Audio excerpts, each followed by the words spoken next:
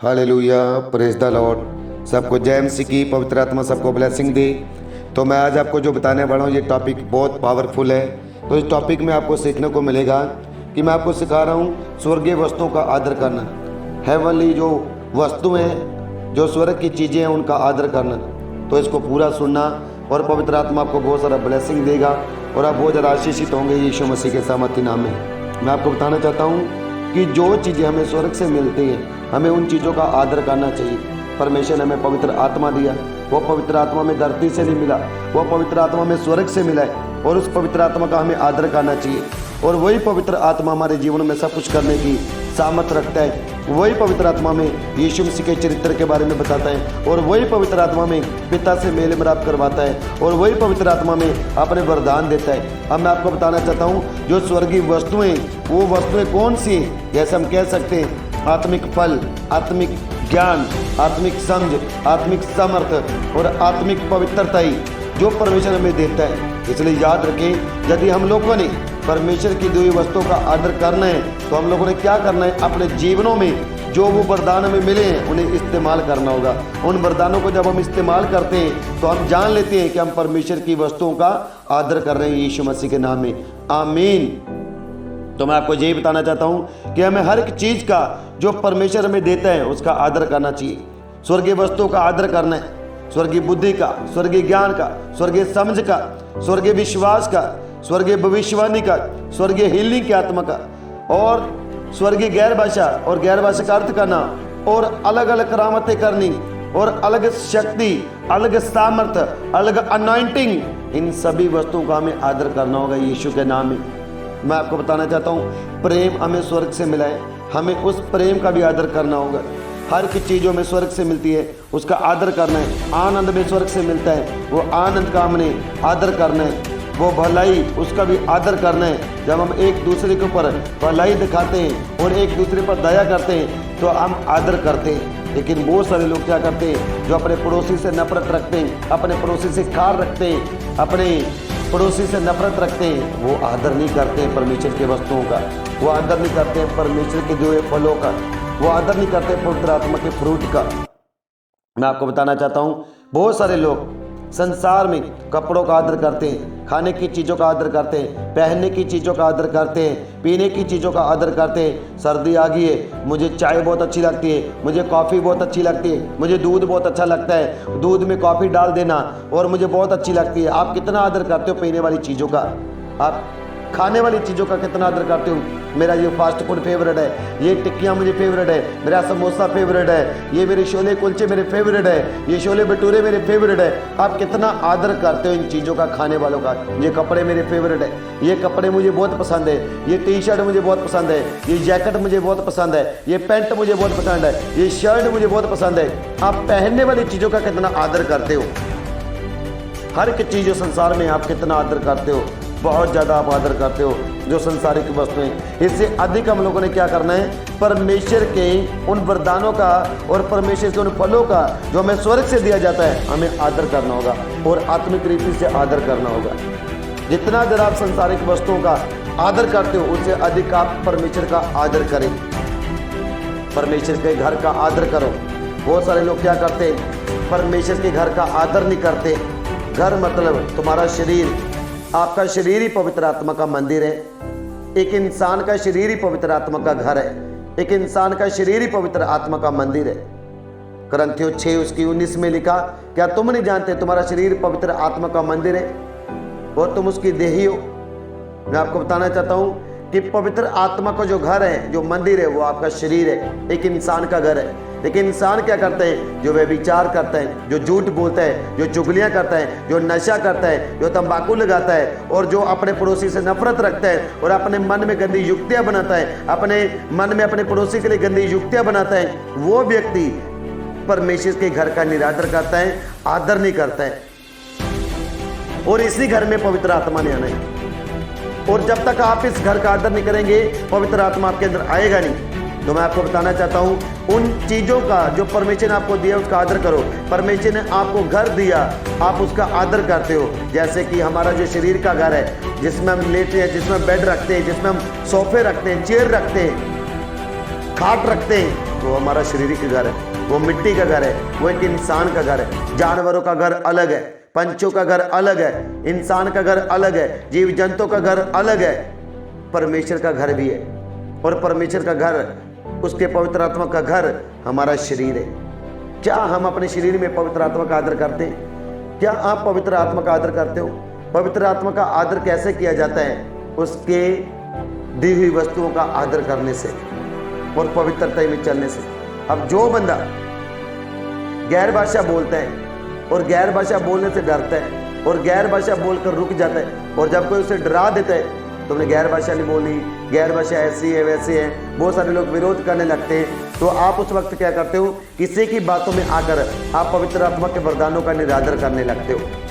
लेकिन बाइबल का वचन कहता है कुरिन्थियों 14:2 में, जो अन्य भाषा बोलता है वो मनुष्य से नहीं, वो परमेश्वर से बातें करता है। जो अन्य भाषा बोलता है उसका आत्मा प्रार्थना करता है, जो अन्य भाषा बोलता है वो परमेश्वर से बातें करता है। इसलिए याद रखो, ये गैर भाषा, ये अन्य भाषा परमेश्वर का दिया हुआ वरदान है। परमेश्वर के वरदान का आदर करना चाहिए। लेकिन बहुत सारे लोग गैर भाषा नहीं बोलते हैं और परमेश्वर के वरदान का आदर नहीं करते हैं। हम लोगों ने परमेश्वर के वरदान का आदर करना होगा अपने जीवनों में।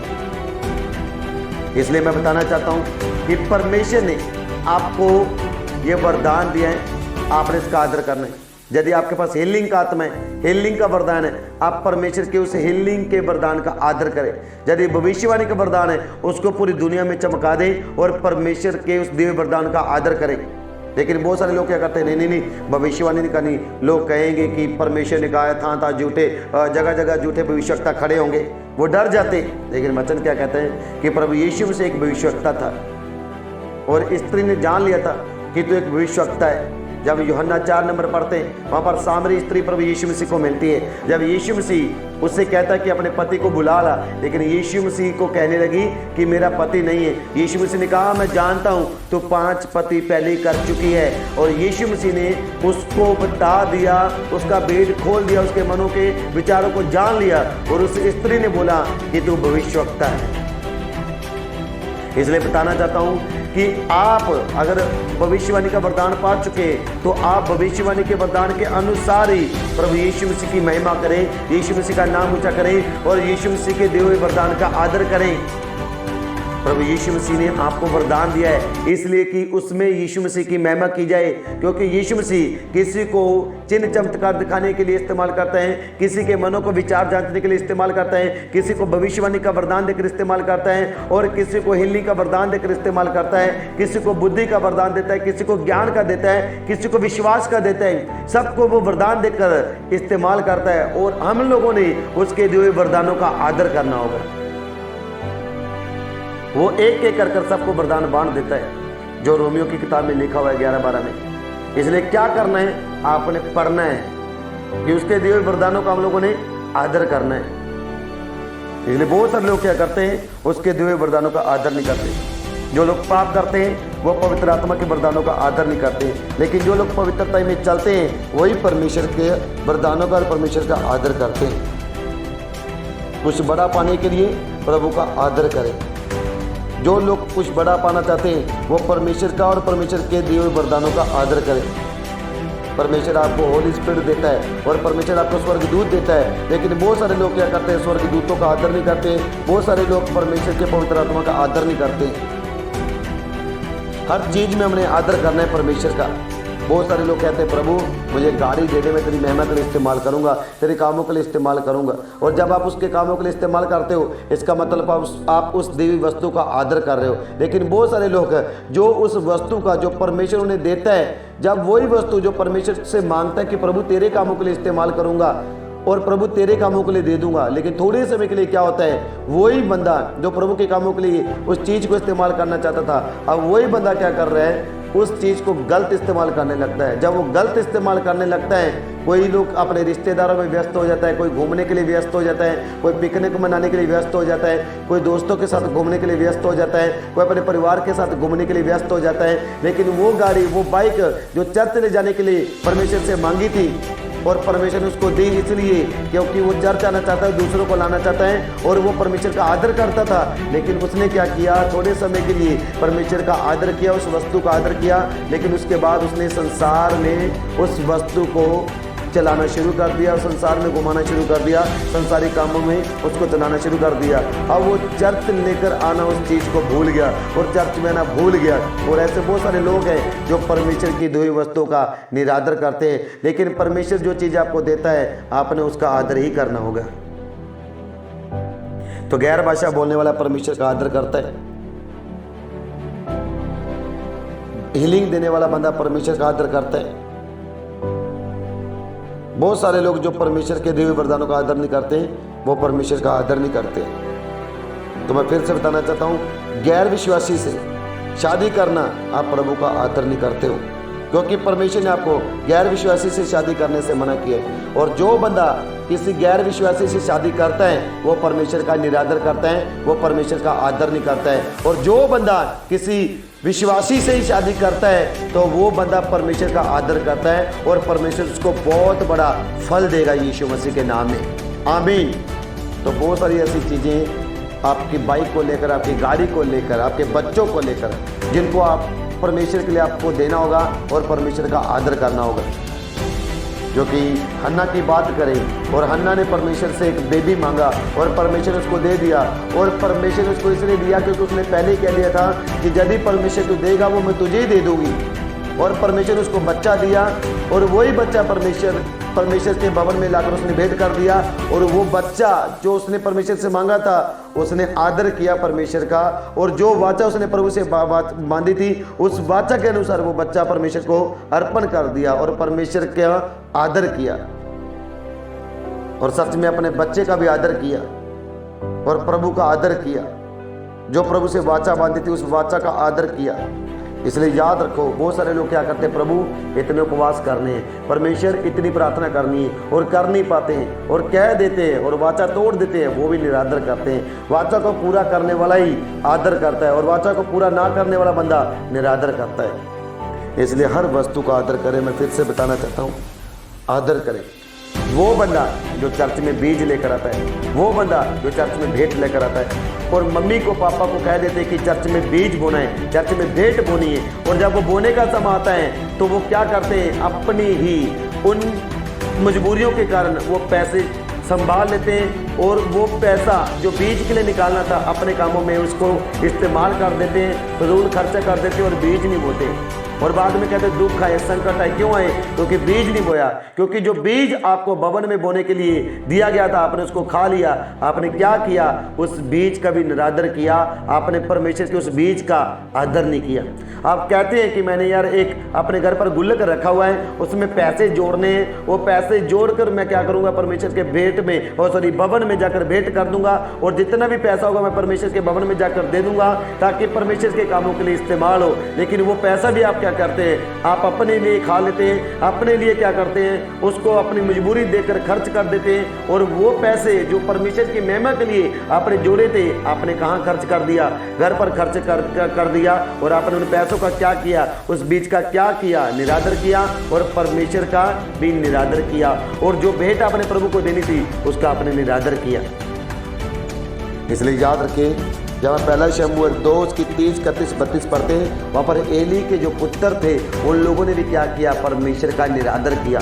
वो पैसा खाते थे, वो भेंट को खाते थे, वो अच्छे कपड़े पहनना पसंद करते थे, अपनी खूबसूरती पर घमंड करते थे। और यहोवा ने ऐसा शाप दिया, ऐसा बोल दिया कि तुम्हारे लोगों में से, परमेश्वर ने कहा इजरायलियों में से, परमेश्वर ने कहा कभी भी कोई बंदा बूढ़ा होकर नहीं मरेगा, वो जवानी की उम्र में ही मर जाएगा।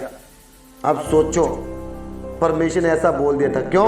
क्योंकि वो लोग क्या करते थे, जो चंदा जो पैसा परमेश्वर की महिमा के लिए आता था या परमेश्वर के भवन में अर्पण किया जाता था, वो लोग क्या करते थे, उनको खाते थे और पीते थे और मोटे होते थे और लोगों के पैसों पर क्या करते थे, अपने आप को घमंड दिखाते थे और अपने आप को सोचते थे कि ये तो हमारा एक बिजनेस है, ये तो हमारा एक कारोबार है। कलीसिया को उन लोगों ने कारोबार बनाया हुआ था, कलीसिया को उन लोगों ने बिजनेस बनाया हुआ था, एली के पुत्रों ने। इसलिए क्या करना होगा, बहुत बड़ी जिम्मेवारी एक पास्टर को देख सोच कर चलना होगा। बहुत बड़ी जिम्मेवारी है कि एक पास्टर को देख कर चलना होगा कि खुद मेहनत करनी है, खुद स्ट्रगल करनी है और खुद बीज बोना है। और बीज बोकर आपने परमेश्वर से आशीष लेनी है। अगर एक पास्टर बीज नहीं बोता तो वो भी परमेश्वर का निरादर में जा रहा है, वो निरादर करता है, वो आदर नहीं करता है। एक पास्टर को बीज बोना होगा, अगर वो बीज नहीं बोता है तो वो परमेश्वर के वचन का आदर नहीं करता है, वो निरादर करता है। क्योंकि परमेश्वर ने पास्टरों को ये नहीं बोला कि तुम लोग बीज ना लेकर आओ, परमेश्वर ने सबको बोला है। उसने कहा सारे दशवंश मेरे भवन में लेकर आओ, सबको बोला है। ये नहीं है कि ओनली कलीसिया को, सबको बोला है। उस कलीसिया में पास्टर भी है और हर एक को बीज बोना है, और जो कोई बीज बोता है वही अपने जीवनों में ब्लेस होता है यीशु के नाम में। इसलिए क्या करना है, बीज ना बोना निरादर है, बीज बोना ही एक आदर है। जो बंदा बीज बोता है वो परमेश्वर का आदर करता है, लेकिन जो बीज नहीं बोता वो निरादर करता है। बीज बोने वाला आदर करता है और उस आदर के कारण उसका घराना सक्सेसफुल होगा, उसका परिवार सक्सेसफुल होगा, वो एक आदर का कारण ठहरेंगे यीशु के नाम में। आमीन।